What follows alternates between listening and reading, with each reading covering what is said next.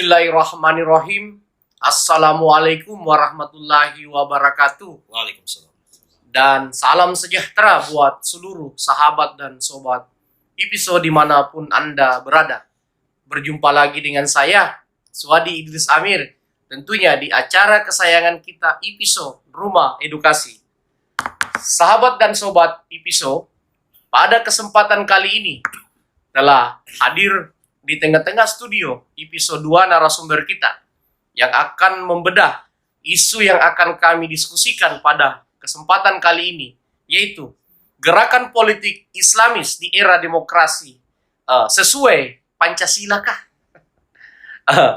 Dan saya langsung memperkenalkan kedua narasumber yang akan membedah isu ini. Pertama, Bapak Dr. Sabara Nurudin. Beliau ini seorang peneliti, aktivis HMI MPO, dan beliau adalah penggiat literasi yang sangat handal. Assalamualaikum Pak Dokter, sehat? Alhamdulillah. Alhamdulillah. Dan tidak asing lagi, di sebelah kiri saya, pengamat politik Islam dari Unismu, aktivis Muhammadiyah, Bapak Dr. Ridwan Pawalang, pemuda Muhammadiyah. Pak Dr. Ridwan Pawalang, bagaimana Pak Dokter kabar? Sehat? Alhamdulillah. Alhamdulillah. Jumpa lagi ya Pak Dokter ya. Siap. Baik, sahabat dan sobat IPISO, dalam kondisi perpolitikan saat ini, terkhusus di Pilgub DKI kemarin, pernah terjadi sebuah gerakan politik Islamis yang sangat kental di Republik ini, di negara ini, yang di mana pada saat itu mengarah pada satu figur atau pasangan figur dalam kontestasi Pilgub DKI. Dan isu-isu gerakan politik Islamis itu dibawa ke ranah perhelatan Pilpres 2019 kemarin. Nah, sekarang apakah menjelang 2024 gerakan-gerakan ini akan tetap hidup atau dikoordinir oleh oknum-oknum tertentu dalam merebut kekuasaan yang mungkin dibutuhkan oleh kelompok tertentu menuju pemilu dan Pilpres 2024. Untuk membahas kondisi ini terkini, saya persilahkan langsung ke Pak Dr. Sabara. Pak Dr., seperti apa situasi politik terkini dalam pandangan Pak Dr. Sabara? Ya, terima kasih Pak Suwadi. Kalau pengamatan saya, isu politik identitas itu tetap akan selalu ada. Ya. Karena itu menjadi bagian varian dari demokrasi. Bahwa itu produktif atau kontraproduktif dengan demokrasi itu lain soal. Tapi dia menjadi varian karena politik identitas, populisme itu hanya bisa tumbuh di iklim demokrasi. Iklim otoriter nggak bisa. Nah, tapi saya mau bilang intensitasnya, kalau saya melihat 2019 itu adalah klimaks dari intensitas. Klimaksnya ya. Di mana politik simbolik agama itu menguat ya, menjadi jualan. Bahwa akan masih menjadi jualan ya, tapi kalau saya lihat tren politiknya, klimaksnya dia sudah menuju anti klimaks, melandai ya. Ya. Baik, pembuka Pak Dokter, tadi pembuka Pak Dokter Sabara, beliau mengatakan kemungkinan gerakan-gerakan politik Islamis ini akan tetap digunakan, tetapi mungkin tidak sedahsyat 2019 kemarin ya. Kacamata Pak Dokter itu. Ya baik. Assalamualaikum warahmatullahi wabarakatuh. Waalaikumsalam. Selamat malam pemirsa dan para narasumber yang sempat hadir, terkhusus spesial buat Kakak Direktur IPI. Terima kasih atas kesempatan yang diberikan kepada saya. Sama-sama, Pak Dokter. Politik identitas sebetulnya kalau kita tarik secara historis itu kan bisa mempasca Nabi kan sebetulnya sudah ada muncul itu. Ini sebetulnya saya sedang pikir-pikirkan untuk saya tulis politik identitas itu. Saya pikir lahirnya Khawarij dan seterusnya itu sebetulnya adalah embrio daripada politik identitas yang kemudian hari ini ditafsirkan lebih jauh dalam konteks demokrasi. Kalau kita lihat dari kacamata perspektif Indonesia, saya pikir di awal kemerdekaan itu sudah muncul. Sudah muncul ya. ketidaksetujuan terhadap penghapusan 7 kata dalam Piagam Jakarta itu adalah bagian sebetulnya dari embrio tentang politik identitas. Ya, saya ingin mengucapkan tanpa bermaksud mengkultuskan seorang Ki Bagus Hadikusuma sebagai pentolan dan ketua Muhammadiyah pada waktu itu yang berhasil mendamaikan tentang usulan non-Muslim bagian timur bahwa ketika 7 kata ini disahkan menjadi bagian daripada Piagam Jakarta, maka Indonesia Timur akan keluar dari Indonesia. Apakah ini sebuah ancaman atau tidak? Tetapi sesungguhnya secara substansi Republik ini itu diperjuangkan bahwa umat Islam mayoritas itu adalah sebuah keniscayaan, tetapi di tengah mayoritas umat Islam perlu rahmatan lil alamin pada sisi itu. Nah, oleh sebab itu, kalau hari ini kita tarik lagi bahwa politik identitas maupun populisme Islam itu, saya pikir selama umat Islam itu berpolitik dan berpolitiknya memakai cara-cara konvensional, maka itu akan muncul. Nah, terkait dengan momentum, kita lihat figurnya siapa. Karena hal-hal seperti ini dalam konteks perebutan kekuasaan politik, dia akan berpihak pada figur. Walaupun sebetulnya figur-figur analisa figurnya itu juga kadang-kadang misalnya 2019 kemarin itu sebetulnya salah pecah. Salah figur ya? Salah figur. Mengapa? Karena Prabowo yang dianggap sebagai simbol, paling tidak tanda petik sebagai Umar bin Khattab begitu katakan begitu. Yang mau dijadikan khalifah begitu. Tapi kan akhirnya tidak sampai satu musim pindah haluan dan bergabung pada lawan politik. Saya pikir ini adalah hal yang saya pikir perlu dipertimbangkan oleh aliran-aliran yang coba mengambil keuntungan politik kekuasaan pada politik identitas itu, pada gerakan-gerakan. Nah, oleh sebab itu saya pikir betul bahwa selama umat Islam itu ataupun barisan-barisan faksi-faksi ini yang ingin mengambil keuntungan politik kekuasaan dan menjadikan ini sebagai sebuah propaganda, maka itu akan tetap ada. Sekian sementara. Baik, sahabat dan sobat episode pembuka dari 2 dokter muda kita. Sangat luar biasa.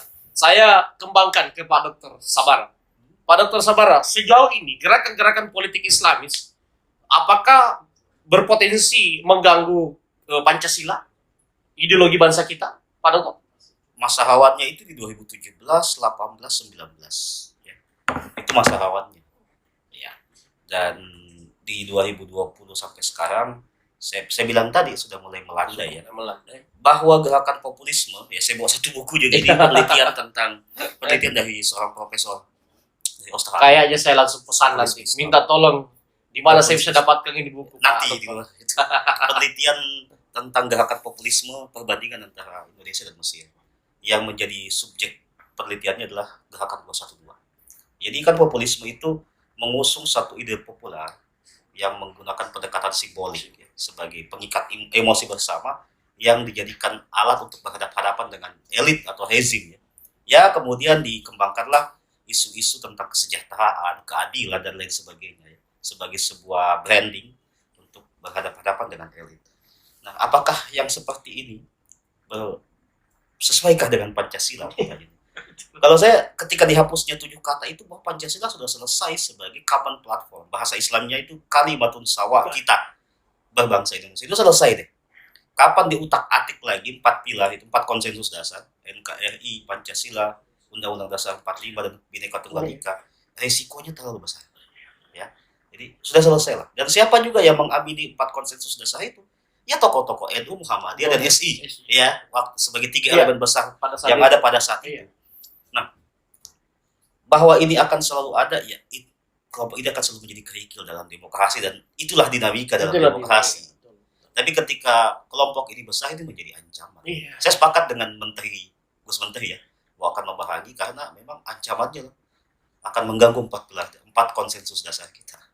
Dalam penelitian-penelitian Pak Dr. Sabara, respon publik terhadap gerakan-gerakan ini sempat menguat di 2018-19. Itu sangat berpengaruh dalam indeks kerukunan umat beragama, sempat berpengaruh itu pilkada DKI. Tapi di terakhir ini 2021 sudah tidak variabel itu tidak terlalu berpengaruh lagi ya. Jadi populisme Islam itu menjadi jualan bener ya, ada figur itu atau kontra figur maksudnya common enemy yang berhasil diciptakan sebagai sosok musuh bersama kan ya. Prabowo dipilih kan karena Jokowi diposisikan sebagai common enemy akhirnya suka tidak suka ya siapa yang di seberang Jokowi itulah sudah figur kita kan, itulah calon khalifah. Siapa yang di seberangnya Ahok itulah sudah kan gitu. Jadi bukan persoalan figurnya saja tapi siapa yang menjadi common enemy. Nah, persoalannya kan 2024 tahun bebas. Itu lagi persoalan tahun bebas. Baik. Pendalaman dari Pak Dr. Sabara Nurudin, sahabat dan sobat Tipiso. Saya langsung ke Pak Dr. Ridwan. Pertanyaan sama. Kacamata Pak Dr. Apakah sejauh ini memang sudah melandai dalam kacamata Pak Dr. dan jauhlah dari ancaman terhadap ideologi bangsa gerakan-gerakan itu, Pak? Baik, sebetulnya kalau kita lihat dari politik hukum keormasan, saya pikir itu terhapusnya ya, ataupun keluarnya perpres tentang larangan beraktivitas bagi HTI, itu sebetulnya adalah bagian bagaimana supaya gerakan ini itu kemudian dihapus. Diredam? Ya, diredam di negara NKRI ini. Berarti itu salah satu strategi yang digunakan pemerintah. Saya pikir itu ada dengan memutus mata rantai penggeraknya. Ya, saya kira itu adalah bagian. Karena kan hukum itu kan berlaku bagi bagaimana menciptakan ketertiban, bagaimana melakukan social change dan seterusnya kan. Nah, politik hukum keormasan yang dilakukan oleh di pemerintah Pak Jokowi adalah bagian, bukan lagi melandai, Pak. Iya. Walaupun sebetulnya ini tetap bergerak. Iya. Ya, gerakan ini tetap bergerak dengan lembaga yang lain dan aktivitas yang lain. Nah, oleh sebab itu kita sebetulnya tidak berharap bahwa ini seperti bara api dalam sekam. Ini saya ingatkan kepada penguasa di Republik ini dan seluruh elemen-elemennya, termasuk saya kira Ormas, Muhammadiyah, NU dan seterusnya, untuk kemudian bagaimana melakukan filterisasi terhadap gerakan-gerakan ini. Dan kalau ini bisa dilakukan, ada kemitraan baik di level pemerintahan, begitu pula di Ormas, saya pikir ini bisa diredam. Bukan saja landa, tetapi ini bisa kemudian kita minimalisir. Walaupun saya pikir agak sulit untuk kemudian kita hapus. Mereka ini juga atas nama demokrasi, dia perlu hidup. Saya kira begitu. Dan tadi sudah disampaikan Pak Dokter bahwa selama negara itu mengadopsi sistem demokrasi, maka setiap gerakan itu pasti akan hidup. Tapi kan sejak pemilu ke pemilu, partai berlabeling Islam tidak pernah menang. Nah, ini masalah. Ada apa? Apalagi sekarang ini. Iya kan? Jadi memang politik ya, saya ketika disebut Islamisme ya, itu kan menjadi sebuah gerakan politik yang mengusung formalisasi Islam ya dalam bentuk sistem negara atau peraturan-peraturan yang kemudian kan ada turun istilahnya ini, orientasinya dari ya slogan ini NKRI bersyariah. Ini kan bentuk sebuah negosiasi perjuangan ya, bahwa tidak bisa lagi negara Islam, ya udah deh NKRI bersyariah. Tapi kan juga hilang dari peredaran. Kayak bangsa aja ya. Iyalah, polanya begitu pasca reformasi, mengembalikan 7 kata gagal, akhirnya turun ke daerah, perdaisasi syariat. Ya, di sini kan KPPSI waktu itu ya, dan beberapa kabupaten itu sempat perda syariah terjadi. Memang hari ini de jure-nya perda syariah tidak dicabut, tapi istilahnya perda dalam laci. Terus kasus Aceh gimana, Pak Dokter? Itu kan afirmasi khusus itu. Affirmative action khusus. Sama ada Aceh Papua itu lain lah. Artinya memang itu negara yang menginginkan memberikan afirmasi. Iya. Baik. Pak Dokter, ini pertanyaan untuk berdua. Sejauh ini sosial politik bangsa kita menuju 2024 ini saat ini seperti apa? Tentunya baik apakah dipengaruhi oleh politik islamisasi atau gerakan-gerakan lainnya? Ya, jadi untuk membaca trennya itu kita melihat kemarin kan vis-a-vis ya gerakan Islamis dan nasionalis ya. Itu kalau saya melihat ini sudah mulai liquid ya, sudah mulai cair. Jadi tidak lagi berhadapan antara Islamis dan nasionalis. Nasionalis ya. Meskipun kelompok yang selalu berparadigma itu ada, masih ada, tapi itu tidak lagi menjadi dominan di antara masyarakat yang ada.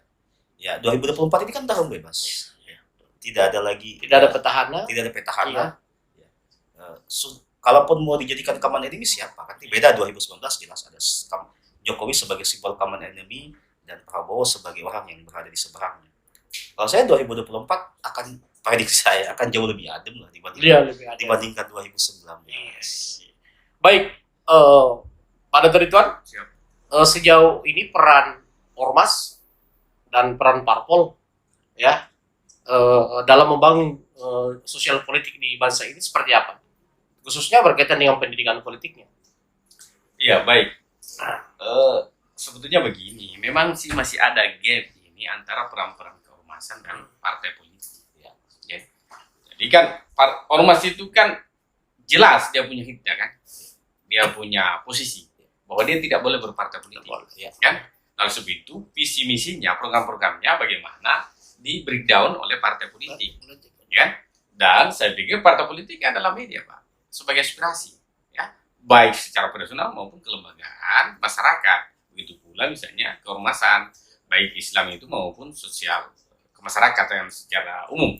Nah, oleh sebab itu, kalau misalnya pendidikan politiknya kan sebetulnya kalau saya lihat hasil muktamar Muhammadiyah di Makassar ya 45 itu kan jelas ya daruah dewas syahadah bahwa Republik ini yang kali ini adalah negara sebagai konsensus bersama, dan bagaimana Muhammadiyah dan umat Islam pada umumnya dan rakyat Indonesia adalah berperan memberikan kontribusi, dan bagaimana negara memberikan peran, bagaimana negara memberikan ruang kepada ormas ya untuk kemudian melakukan peran-perannya sesuai dengan peran dan fungsi organisasi itu sendiri. Nah, oleh sebab itu saya kira kalau kita bicara tentang edukasi politik, saya pikir Muhammadiyah salah satu blueprint dalam konsep demokrasi kan, karena Muhammadiyah ini kan memilihnya 2 kali, Pak. Dari anggota muktamar memilih anggota muktamar dan seterusnya pimpinan, setelah itu pimpinan ini kemudian memilih ketuanya.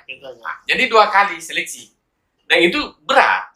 Kalau kita di Republik ini kan pemilihan langsung sekali bertarung, Pak, dan itu kosnya besar. Saya kira gitu. Baik, Pak Dokter, sabar. Apakah sejauh ini ada potensi partai-partai Islam akan bersatu menjadi pion untuk melawan dominasi? Pertanyaannya siapa partai Islam hari ini? Ya, kalau yang berasas Islam kan PKS, P3, PBB. Iya. Partai yang diklaim partai Islam tapi tidak berasas Islam, PKB, PAN. Iya. Jadi kalau kita bicara partai Islam, partai apa yang berasaskan Islam? Iya. Atau yang segmentasinya umat Islam? Kalau dilihat saat ini tinggal P3 yang bertahan. Tinggal P3. Tapi tentu PAN, PKB, dan apalagi PKS itu kan selalu dirintikan dengan gerakan-gerakan politik Islam. Ya. Dalam arti kata garapannya memang mengarah pada kelompok-kelompok ormas. Iya. PKS kan sampai punya kader sampai di tingkatan bawah. Ya. Kalau P3 kan partai Islam yang sangat tradisionalis. Iya. Akan mengusung. Kayaknya nggak ada sejarahnya di partai Islam itu besar. Sulit ya. Apalagi dalam kondisi saat ini ya. Ketika dalam hitungan elektoral atau hitungan kursi di parlemen, partai Islam coba berapa? Ini kan sulit. Kalau sejauh ini calon-calon presiden ini, adakah yang mungkin bisa menarik perhatian partai-partai dalam tanda kutip yang disinyalir sebagai kelompok Islamis? Kalau saya selalu menyebut Anies Baswedan adalah tinggal Anies Baswedan yang menjadi putra mahkota populisme Islam. Nggak ada lagi yang lain kan? Sulit yang lainnya ya. Karena saat ini Anies Baswedan yang punya panggung. Dia sebagai gubernur DKI. Tinggal bagaimana dia mempertahankan itu. Iya. Ya. Tapi kan riskan juga periodenya Anies Baswedan sampai 2022 ya. 22. Ada 2 tahun masa kekosongan. Iya betul. Ya, jadi tapi kalau saya mengkujut pada satu figur itu, putra mahkota populisme Islam kalau dalam bahasa saya itu tinggal Anies Baswedan. Betul. Nah ini kan sebenarnya kalau dalam pantauan saya, Pak Dokter, sampai hari ini partai seperti PKS saja itu belum konsisten ya mengarah ke Anies. Karena saya melihat juga dia dekat dengan sosok seorang Andi Amran Sulaiman. PAN juga yang selalu diklaim oleh Anies sebagai partai yang dekat dengannya, juga dekat dengan Andi Amran Sulaiman. Saya cukup tahu karena saya cukup sering ketemu dengan sosok seorang Andi Amran Sulaiman. Nah, artinya kelompok Islam yang ada di belakang Anies ini bisa saja tidak. Beratnya Anies kan dia tidak punya modal kendaraan. Iya, itu. Tidak bisa membawa partai Islam. Dan modal amunisi ya. kita harus jujur ya kan? Ini prasarat yang dibutuhkan. Iya, iya. Dua variabel ini dibutuhkan, dan untuk sementara Anies tidak memiliki.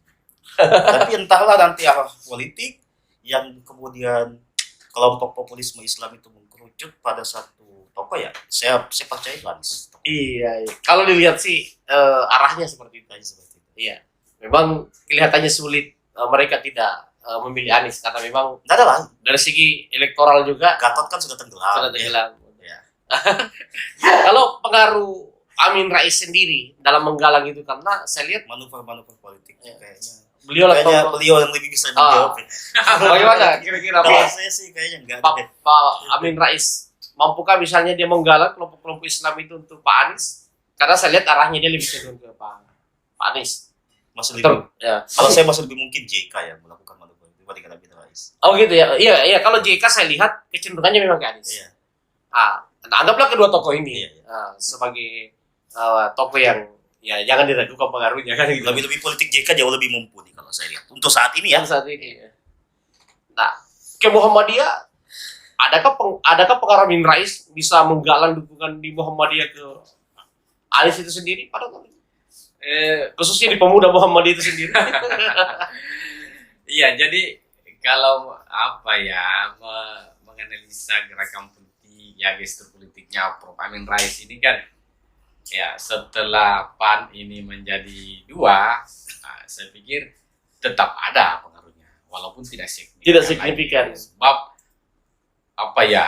pecahnya PAN ini menjadi partai membelah diri, saya istilahkan membelah diri dengan partai umat. Saya pikir ini akan pecah konsentrasi, Pak. Akan pecah konsentrasi bahwa ada pengaruhnya ke Muhammadiyah secara kultural mungkin ada. Iya. Ya, faktanya kan beberapa kader di Jogja, Jawa Tengah dan seterusnya itu mundurkan diri dari PAN. Termasuk anaknya sendiri sebagai anggota DPR, wakil ketua fraksi Komisi 1, ya, itu mundurkan diri. Walaupun ada juga anaknya masih tetap bertahan. Jadi saya pikir ini adalah strategi Prof. Amin Rais, bagaimana beliau punya terah di PAN dan juga punya pengaruh di Partai Umat.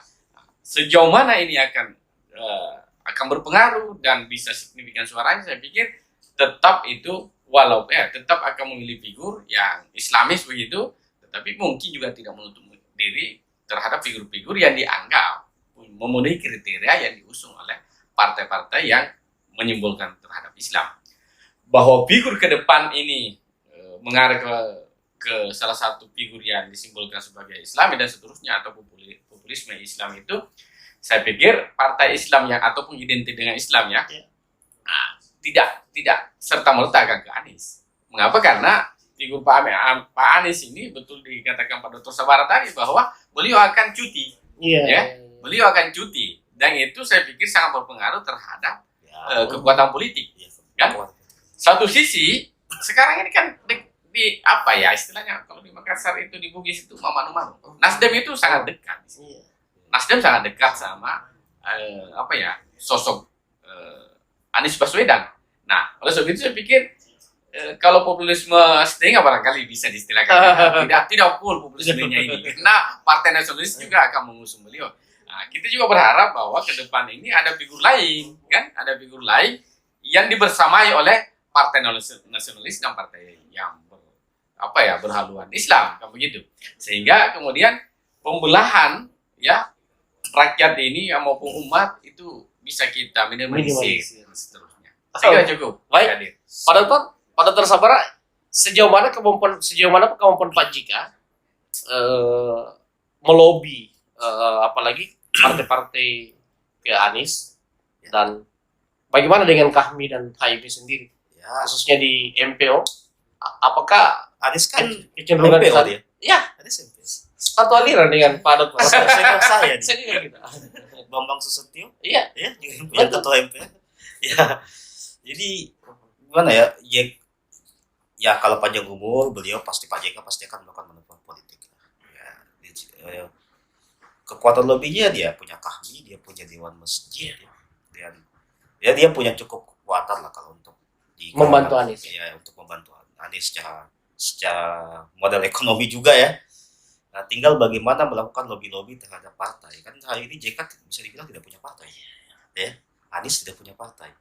Nah, tinggal bagaimana manuver itu bisa melobi di beberapa partai, mungkin Demokrat, mungkin Nasdem salah satunya, PKS. Bisa jadi juga salah satu kata kunci kalau saya Mohaimin.